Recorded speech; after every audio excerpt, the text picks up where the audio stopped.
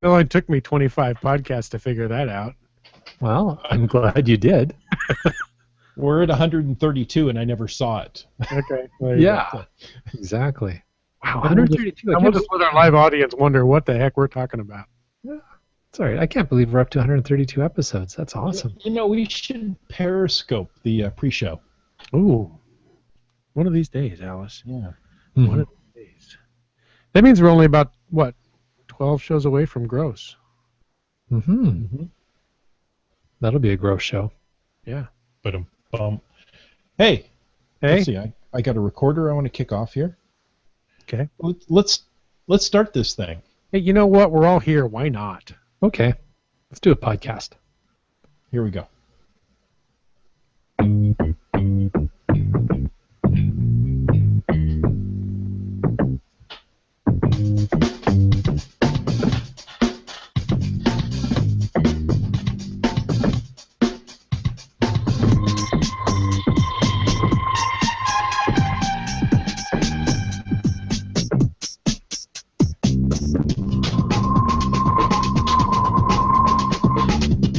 Alrighty then, welcome to Caching in the Northwest. This is the only podcast dedicated to geocaching in the Great Pacific Northwest. Tonight we'll talk about caches and cachers unique to this little corner of the country, so make sure your calendar has 29 days this month. It is time to go caching in the Northwest. And we can't go caching in the Northwest until we bring in our analog ape. Some say he's harder to see on video than Bigfoot, and others say he jogs down mountains in his spare time. All we know is he's called Land Monkey.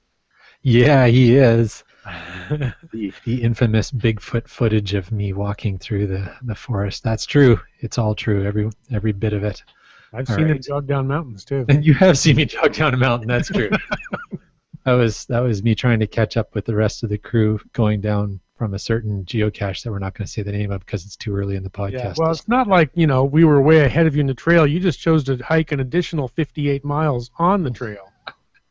I was helping and still caught up with us. Still caught up with us old flabby guys. There's some nice folks from California who wanted to see the other peak, so I just thought I'd take them over there. Taking a peek at the peak, are you? Taking a peek at the peak. All right. Well, hey, everybody. Thank you for tuning in live to listen. We see we've already got some activity going over in the Q&A there. Hi, Bri Lang and Three Hams in a Row. Good to see you guys. Yeah. We are so glad, as every night, that you guys are here live watching the show. And even if you're not participating live in the Q&A, just the fact that you're watching us live, we're so happy that you're here. And for those of you who couldn't make it to the live viewing at 9 p.m. Pacific, on Thursday nights. We hope that you're enjoying listening to this podcast at whatever date or time it is that you're listening to this podcast. We are very thankful for every one of you, but especially you. That's right. And you, pay attention to the road. Okay. How did you know what I was doing? Shh. Well, let's see. What we're doing is Thursday night podcasting, which means it's also must be time for the glow. What's a glow? It's a little glowworm. Glimmer. No, it's not. Glow, on caching in the Northwest terminology, is the geocaching log of the week. How about that? So very cool. And we have a wonderful, entertaining contribution tonight from Limax, frequent listener and contributor to the Q&A. He found The Machine, The Return. That sounds dramatic. That is GC39VKJ, Victor Kilo Juliet, or Very Kind Jello or something. I don't know. So he contributes his glow, and I'll do my best to do it justice here. The log reads, "It's been haunting my dreams. Ever since the machine called me out, I've not been sleeping well. As it taunts me in my sleep, I find myself crying myself to sleep every night. My work and home life have been affected, and today I decided that I needed to end this nightmare once and for all. I start out to find the machine, only to be confronted by those puzzles that I hate the most. Through my tears, I solved it, blotching some of the numbers and causing me to start over with a pencil since the pen was running everywhere. Through bleary eyes, I found the coordinates to the cache and set off for it after plugging them into my car GPSR. The machine must have gotten into my car GPSR as well. It tried to have me park in the middle of heavy traffic where no one should ever try to park. Sniffing a bit, I found an alternative way to the cache. After parking, I made the long trek to the cache, getting 3 blisters on my big toe on the way. When I reached where the machine was supposed to be, I found that it was taunting me from the other side of an impassable barrier.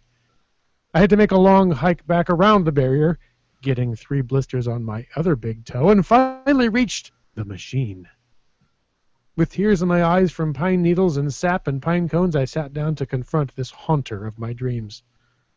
As I confronted it, it told me that I was pathetic, and that I had no clue what I was doing. With tears wetting the ground around me, causing a small tsunami, I tried again and was able to tell it what it wanted to know. I put the horrid thing back in its hiding spot and headed to the spot where it told me to go. When I reached the spot, I could still hear it taunting me. I looked all around and I was unable to find the cache. I was just about to let out a wail that would have caused a small earthquake when I noticed a great spot nearby to hide a cache. I limped over to that great spot and searched all around and was still unsuccessful. I could hear the machine laughing in the distance. As I was about to turn around and run all the way back to my car wailing, I happened to spot the cache. With relief and tears of joy, I limped back to the cache and went to sign the log. This is when I found that the machine had also managed to siphon my pen. I had to make the long trek back to my car to find my backup pen.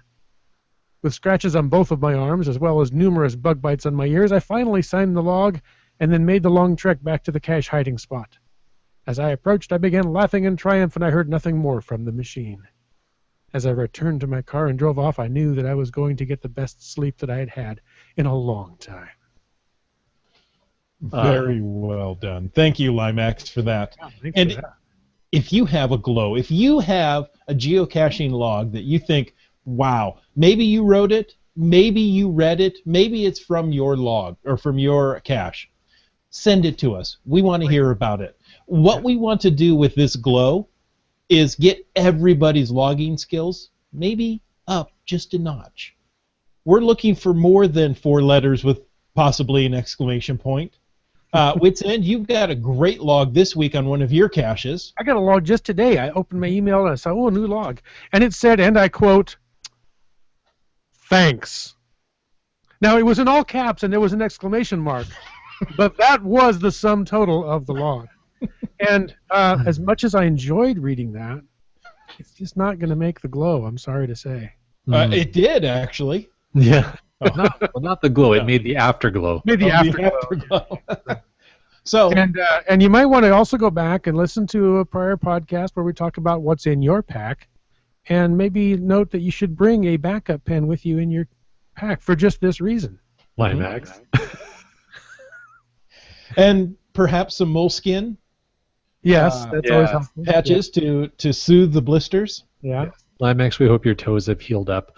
But in all seriousness, though, I love the idea of the glow. So shout out to Dora Moore because this was her idea. Mm-hmm. And I love the idea of being able to share some of these great logs because as a cache owner, I really do enjoy getting an interesting log, even if it has only a moderate amount to do with the cache and doesn't, like the one that just sort of tells the story, even if there's some there's a little bit of drama added to the story. It's fun. It makes it more enjoyable to read, and it is way better than TFTC or thanks or whatever. That's right. So, guys, thank you so much. Keep those glows coming. We have a couple in reserve, but you know what? We're always going to put the best ones up. So, and the Q&A says that my toes are better. Oh, good. And B Pendragon says always bring a Sharpie as well. Oh, yes. All right. All right. Dora Moore says she's basking in the glow of that fine idea. Oh, yes, of A course. big glow. So, yes. my friends. Yes. And I call you my friends. Do you have any geocaching adventures this very past week? Well, what week doesn't have geocaching adventures in it, really? Some more than others, some better than others. I even may write thanks in a log someday. You know. Well, submit it for a glow. We'll see what happens. There are a few I could go back and look up. But as long as we keep getting such fantastic ones from our listeners, I'm going to put them first. So I did get out and do a little geocaching here and there off and on. One of them locally here that I found, I don't remember if it was this week or last, was kind of a fun twist. It was find the cache container, and in no uncertain terms it said in the description, there is no log sheet in the container. Please do not add a log sheet to the container. Your job is to find the log sheet. The container holds tools, and you have to decide which tools you use to find said log sheet. And that was a lot of fun. That sounds cool. I may not have done a million caches this week, but I've done a few fun ones, and that one stood out. So if you're in the area, you can check my logs, go back and look for it. It's fun. Yes, I heard a little bit about that, so I'm going to have to go do that on one of these days when I need a geocache. I've caught up for a little bit, so I'm trying to take it easy, is not to find them all. But you know what? Just tonight, I see 3 new caches posted. They popped up in my email as well, yeah. So people trying to help you make sure you fill in your calendar. Absolutely. So thank you, local cachers. Yeah. You appreciate it. I'm sure they did it just for you. I know they did. Oh, that's funny. How about the land monkeys? Did you find any caches or have any adventures? You always do. Yeah, I was going to say it would be an unusual weekend if we didn't have some sort of geocaching adventure, and yes, indeed we did. The adventure this past weekend was the longest bike ride we've done in a single go so far. We did over 50 kilometers on our bikes on Saturday. We took, I think we were, if not the last, amongst the last geocachers to take a shot at the old railway trail from Cedar Woolley to Concrete in Washington. Wow. There was, when it first went out, either 126 or 127 caches in that series, plus some others that pre-existed the series. A number of those original ones had been archived, though. Possibly about a dozen or so of the original of the series had been archived, and we found 80 before we just got to the point where 25 kilometers in we got to turn around. Wow. Yeah, that was a long bike ride, but it was a lot of fun. Just thinking of finding 80 caches in a day, much less riding a bike to all of them. Come on. It was a lot of fun. It was epic fun and geocache fun finds, and a very sore Sunday. How about you, Bad Cop? Well, I have to go back. You say you're amongst the last to do it. Yeah. Can you explain why? Right. Well, if you follow our social media channels for the Land Monkeys, you would have seen some pictures and notes. The series has been archived. You cannot get it anymore. It was archived either late Sunday night or Monday morning. So it is gone. The old Cedar Woolley to Concrete rail trail geocache power trail is no more. It is now officially history. So the power trail is going away, but the rail to trail, that path is still in place, correct? Most of it. Is that one of the reasons they've archived them all? Is the trail? Okay.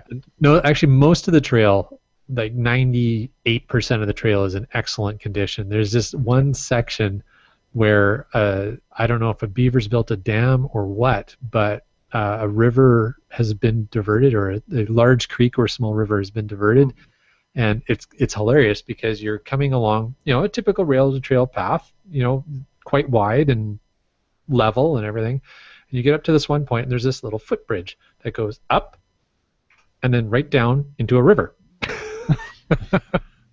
And we ride up to it on our bikes, and we're going, well, like we're only like a third of the way into this. Are we going to turn around? Nah. So, not the land monkeys. Not the land monkeys. So we rode our bikes through, and for the most part, it was only about 30 centimeters deep in gravel, except for the middle where it was a lot deeper in silt. Oops. So typical land monkey adventures. It was fun. But yeah, that's not why it was archived. But if you're planning to hike that trail, be prepared. Yeah, you need more than wellies. Tall wellies you might be able to get through. I don't know. Nice. Before we jump into our main topic in the Q&A, and we do have a live Q&A on every show, so if you can join us 9 o'clock Thursday nights, you can pop into the Q&A, let your voice be heard. We may even talk about you on the show. We may talk about you afterwards as well. You don't know that. We talk about most of you people, just so you know.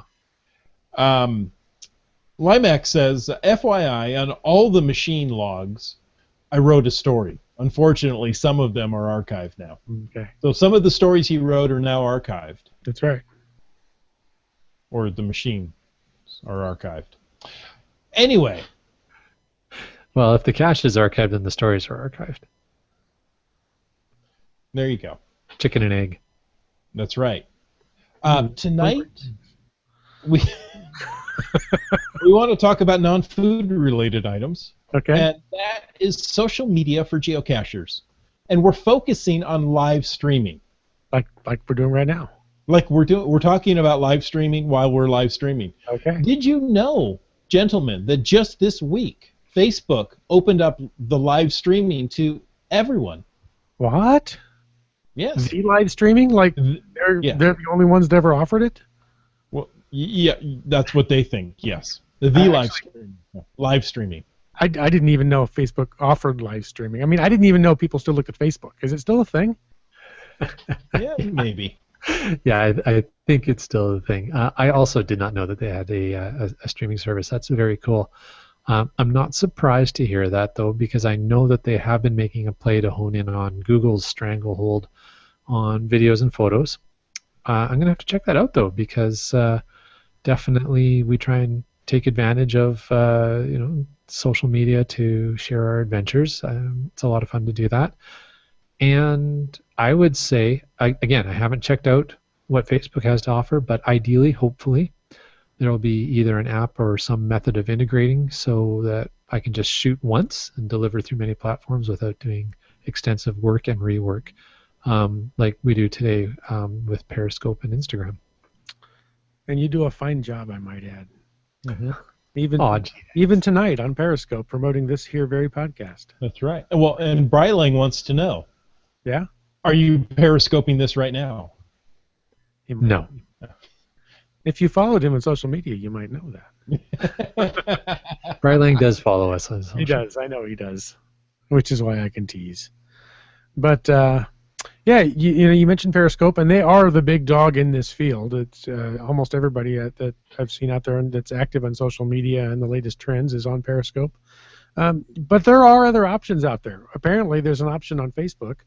And I joke that I know Facebook is still out there and bigger and better than ever. But there's also Meerkat. It's an app very similar to Periscope. Podcast I listen to and blogger WTTM uses it quite a bit. He's actually declared early on his dedication to Meerkat over Periscope, and he prefers it. But I noticed recently on a recent tweet, he said, quote, "I am disappointed that Periscope got GoPro Hero 4 support before Meerkat got it. You're making it difficult to stay loyal, guys." And that to me demonstrates just exactly what we're talking about and how rough, new, and raw this whole live video streaming thing is. It's exciting. It's changing.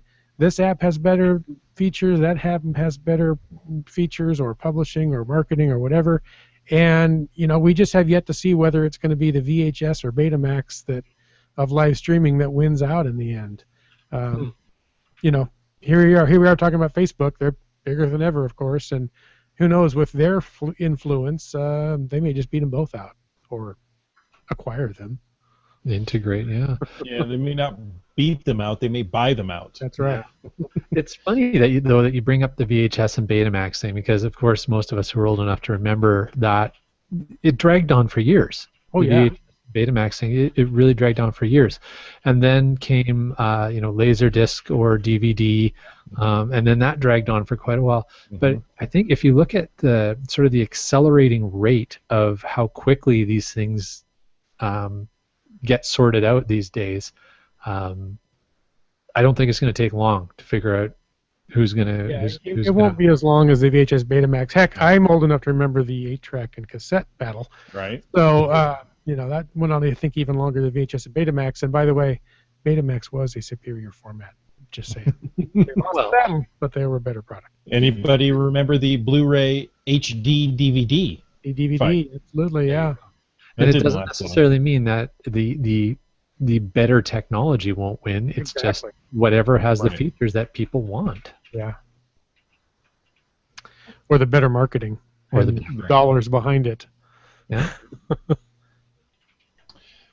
Well, there are other options as well. We do have, these face-to-face, device-to-device, kind of a phone a friend, like FaceTime or Hangouts or Skype. So we have multiple ways to do video chatting. And Wits End, you remember in the old days when we used to use I've forgotten the name now. We did that live streaming with a computer of basketball games. Oh yeah. And I think we used Ustream or Ustream. There it is. Yeah. So. Yeah, we've used. I've used several. Some of the services that I've used no longer even exist. Exactly. I've gone back to log into the account, and sorry, this system is no longer here. Well, Badcop, you bring up the conferencing apps, the FaceTime, Hangouts. Well, not Hangouts, but FaceTime and Skype for the most part. These are kind of one-to-one formats. Exactly. Now you can do groups of people in them and things like that. At least definitely in Skype. I'm not sure about FaceTime, but generally those are kind of like one-to-one. Whereas the Google Hangouts and some of these other tools, and over dinner, my son and I were talking about this topic, and he was talking about. Reese, you got your headphones on? What's the platform that the gamers use? Twitch. So there's these one-to-many platforms that get used as well. So it depends on what you're trying to do. And again, my understanding, Twitch is not definitely, but mostly people don't tend to do that from a mobile device like a tablet or a phone. It's going to be done from a PC to a gaming console and camera and everything. Whereas Meerkat or Periscope is designed to be run from a in the field self-held platform. Exactly. So it's different purposes you're trying to do. So I think there's a lot of plays in the market depending where you're getting at. But being a geocaching podcast, yes. Well, in the Q&A, Limax says, I used to watch podcasts on Ustream, but that's not the one I wanted to click on. When it comes to Periscope or Meerkat, I'm usually at work on a web browser, so it's no good to me. Well, I have watched Periscopes, though, on a web browser at work. Can't interact with it as much, but I don't know. I'm not a Periscope expert, and so I don't know all the ins and outs.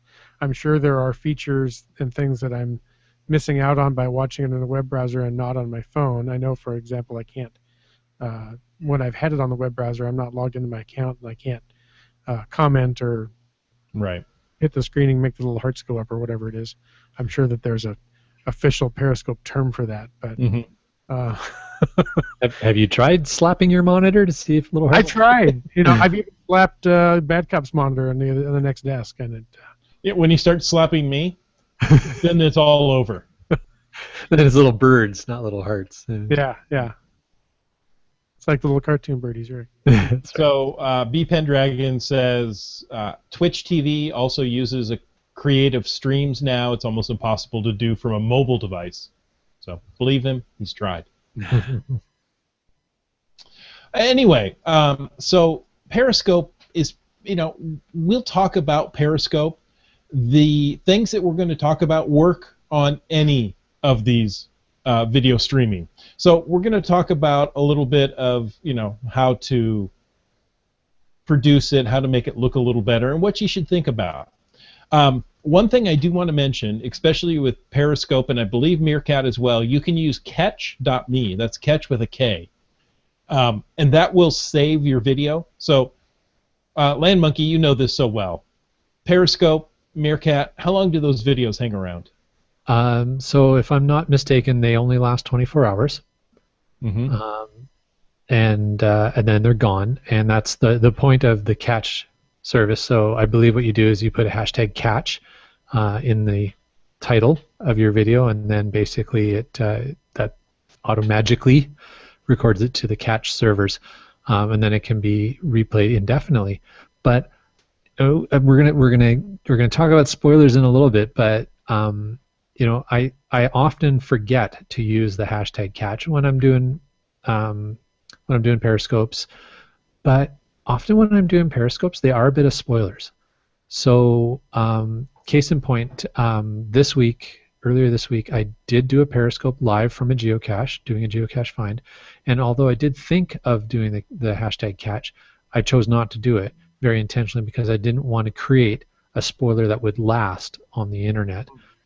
So like I said, as the periscopes only last about 24 hours, I'll throw the controversial question out: is it really a spoiler if it's only there for 24 hours and only a set number of people who happen to follow you will see it? Yeah, I think we've talked about that before. That exact question is it a spoiler if it goes away?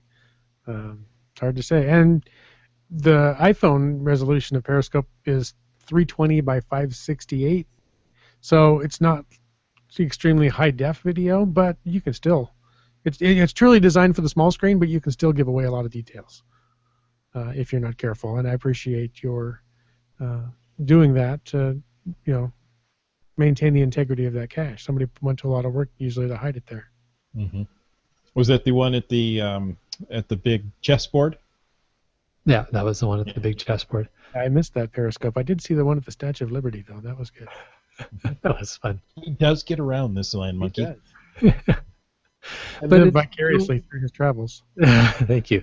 But that's it's stuff like that makes it fun, right? So I think, and we'll get into we'll get into some more tips a little later about things to think about when you're planning. But so I won't jump ahead. I'll put my thoughts on the back burner just for a moment. But on the topic of spoilers, how do we define a spoiler? And I'm not trying to justify my actions, but I'm curious. Where and how do we draw the line? Bad cop and Wits End, you guys have been pretty clear of don't do spoilers. But if it's only going to last 24 hours and you only have right. a dozen people who are watching it. Well, and it's almost kind of like the hint as part of the geocache description itself. There are people that absolutely adamantly refuse to read the hints. They want to go search for that themselves, and there are people that they decrypt and read the hint before they ever set out as part of the cache description. I don't think your Periscope is going to be criticized if you give away the location of a lamppost hide. Everybody pretty much knows when you've got those coordinates zeroing down in the parking lot and, oh, look, there's a light post. I'll bet I know where this one is. There's occasionally a twist on those, but for the most part, they're pretty much the same thing. But if you're showing a really creative, really tough hide or a puzzle cache, maybe one of these. I love the gadget caches, and I have to admit, some of them I've really scratched my head and taken a long time to find, or at least to find the solution to the puzzle.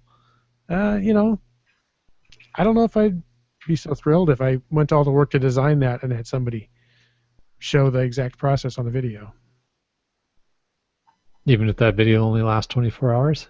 I don't know. It's a tough thing to figure out to decide whether I'd be upset about that or not. My whole thinking about this is I'm going to be a little I'll just, who's your audience? Yeah. Who's your audience? It tends to be your friends. It tends to be those who know you, and in your area, right? Right. Yes, you may have people from New York or Florida or those places that I'm no longer allowed to go that watch your video, and to them it's no spoiler because they're not going to get out here, or by the time they do, they will have forgotten what they've seen. But, if you have somebody in your local area says, oh, look, the bad cop's doing a periscope. Let's see what they're doing. Oh, yeah, I wanted to go find that cache. And, well, there it is. Now I know exactly how to do it. Well, and even the videos that on YouTube that aren't periscopes, that are there semi-permanently, that have a lot of spoilers, Mm-hmm. you can always hit the stop button. Yeah. I always appreciate it when somebody says, hey, this video contains spoilers. If you don't want to know this is your chance to look away or stop the playback now. Mm-hmm. So, Mm-hmm. it's not like somebody's force feeding it to you. Exactly. Well, and Wits End, you feed exactly into our next point. That was a perfect segue. So the first point, look around you. The second point, take a moment to think about what you're going to say before the video starts. So, do a little bit of planning. Yeah, absolutely. Planning ahead a bit. Couldn't agree with you more. Most often, these are things that you'll learn with experience, but you don't have to have a full script or show notes, although it can help. There are a lot of traditional media, so your more traditional media techniques, radio, television, etc. Using techniques developed for those media that really help with live streaming and video for YouTube or Facebook.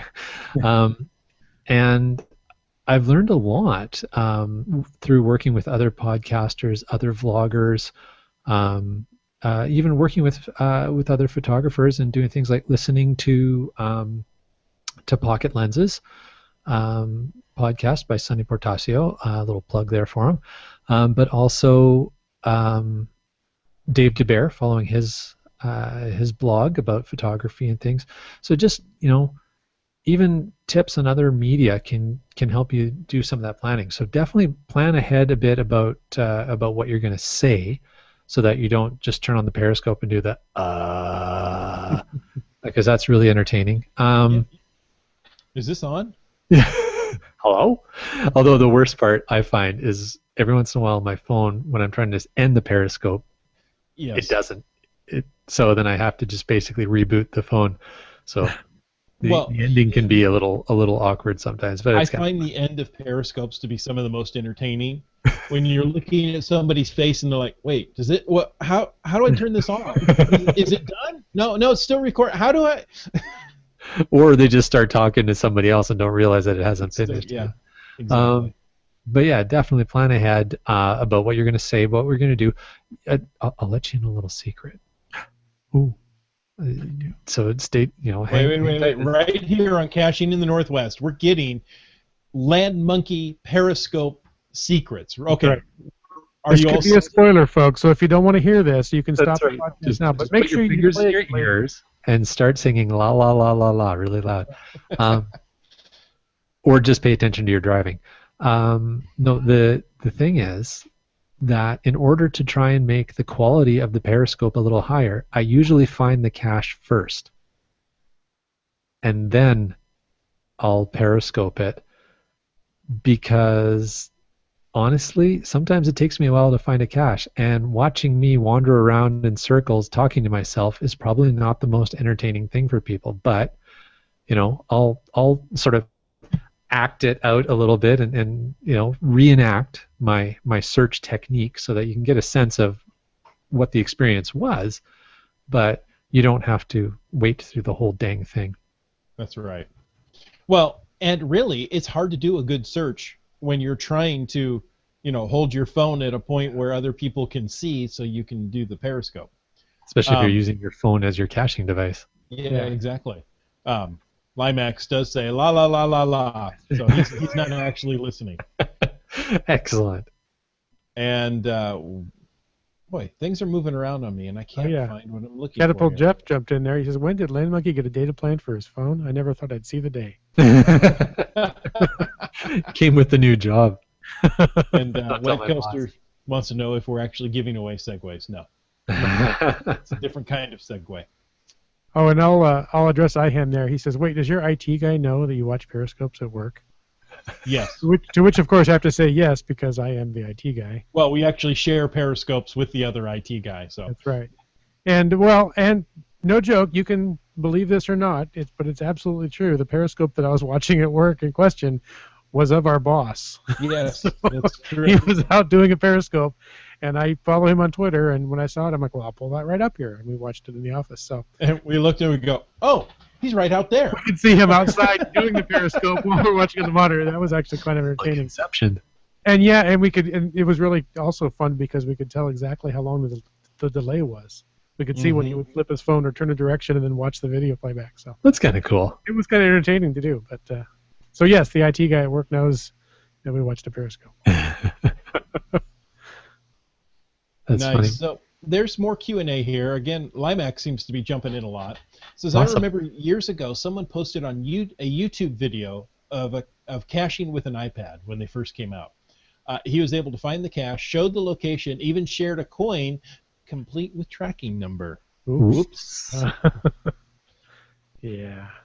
So, yeah. So, and that's the thing. I think. Sorry, I was just going to jump in there and say, going back to the spoiler topic just for a bit. I won't beat this to death, but when it comes to the YouTube stuff, I won't say always, but let's say 98% of the time, I will get permission if I think it's even remotely close to a spoiler in the video before I post it. And generally, I try not to post spoilers of interesting caches. I'll either show, I don't know, I try and make it interesting and entertaining and not a spoiler. But if it is a spoiler, it's usually because it's like a whole cache series, and so yeah, here we are finding another one, and it's ones where it's like 50 of them on a hiking trail, so they're going to be kind of similar hides. But the video is more about the adventure and the scenery and everything, not so much about the cache. But yeah, get permission. So there's a way of dealing with the whole spoiler topic. Of course that's very difficult to do if you're doing live streaming, though. Well, that goes to what we were saying. Think about what you're going to say before you actually start the stream. Yeah. Well, and I usually, I shouldn't say usually, I never give GC codes when I do a Periscope. So if you happen to be able to figure out what cache that is, well, maybe that's part of the puzzle. Mm-hmm. There you go. Yeah. There you go.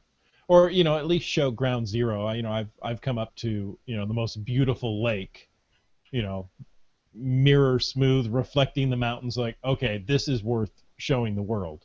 Yeah. Am I going to show the location of the cache? I said no, but here we are at ground zero. This is worth coming to. Here's the GC code. Come find this cache. Sure. I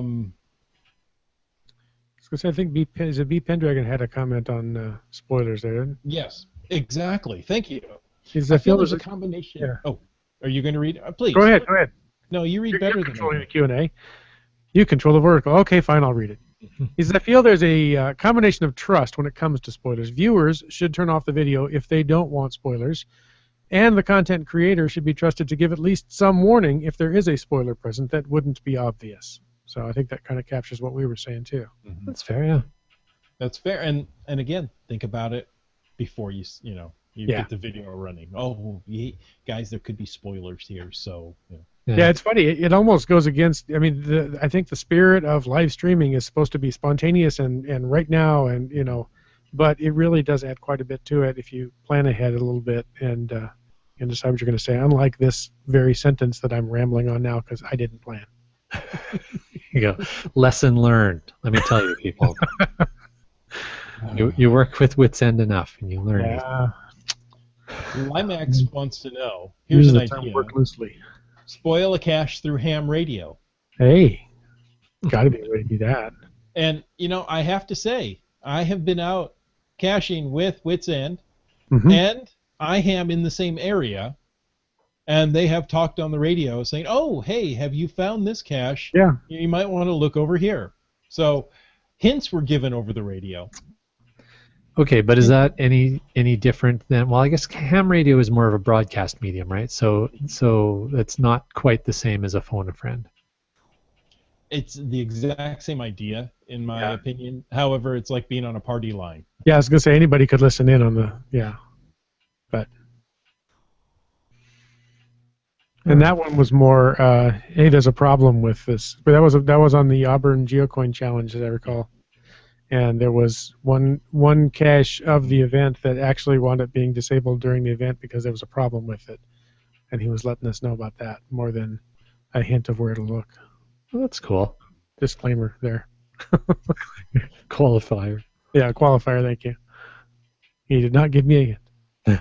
But I think just taking it back to the planning ahead as well, and if you're going to do live streaming and you're doing sort of the one-to-one because you're helping out a friend, then really it's no different than a phone a friend and whatever. I think I don't have an issue with that. That's a choice, right? You're choosing to send it and you're choosing to watch it. Usually it's been requested. If you're doing the one-to-many live streaming of a geocache or a geocaching adventure, then definitely plan ahead and follow all these tips, because at that point, if your intent is to do the one-to-many, you're doing a broadcast medium live stream, you're producing entertainment. So please make it entertaining. Yeah. It's one of the reasons I don't think I've ever periscoped, is because I don't find myself that entertaining and never thought that I had something that interesting to share with the world. Well, I think you're mistaken about that. Well, that's your opinion. We can discuss that later. That's a whole other discussion. You could put an hour periscope up of just your mustache. Well, I could. A mustache periscope. There's a lot of things I could do. Okay. But I've chosen not to do that. Just because you can do something doesn't mean you should do something. Right. But no, I mean, that's, in all seriousness, there have been, I have chosen not to broadcast many periscopes or anything, because it's like, that's not really that great. I don't know what I'd say.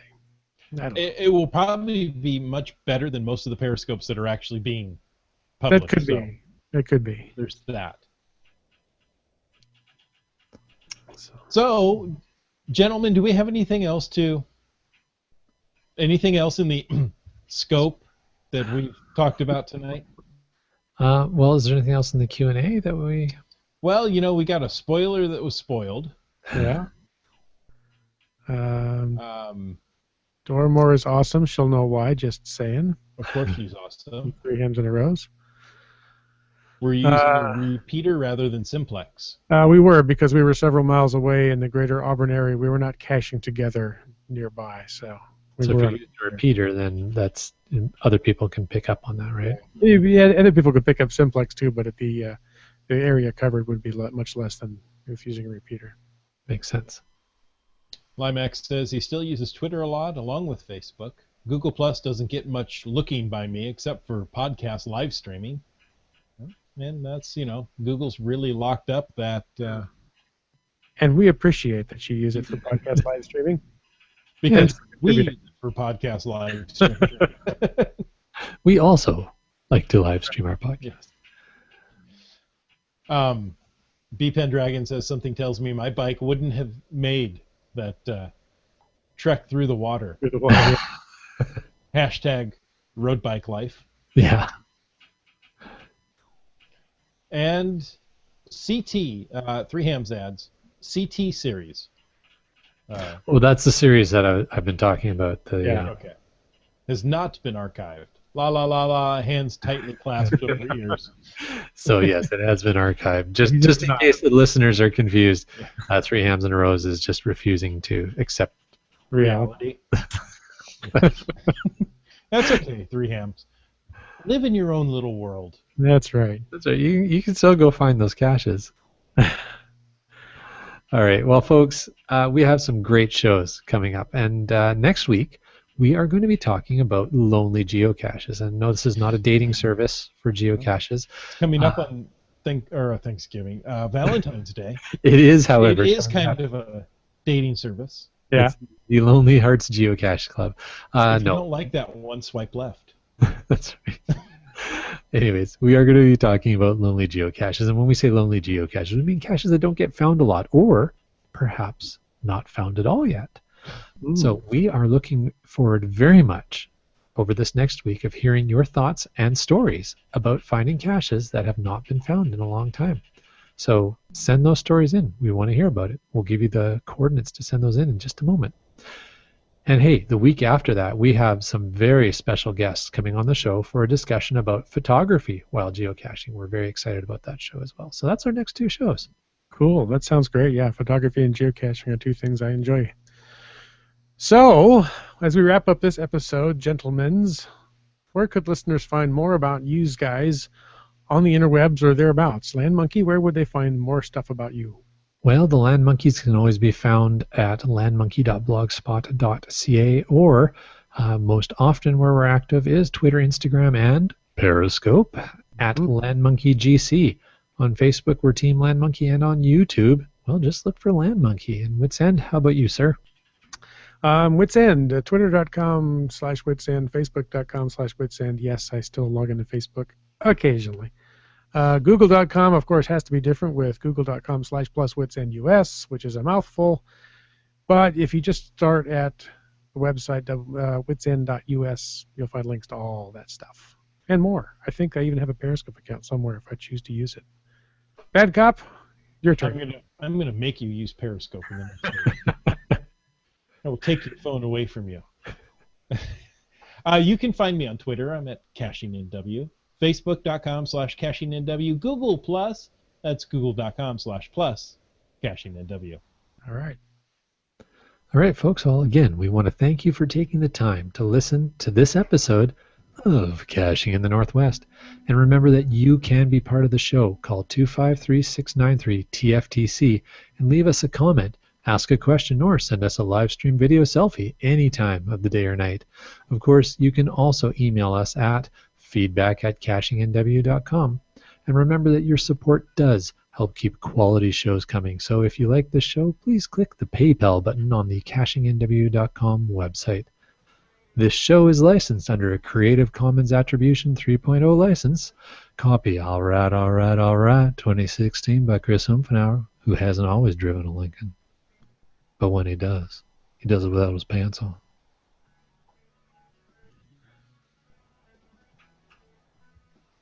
All right.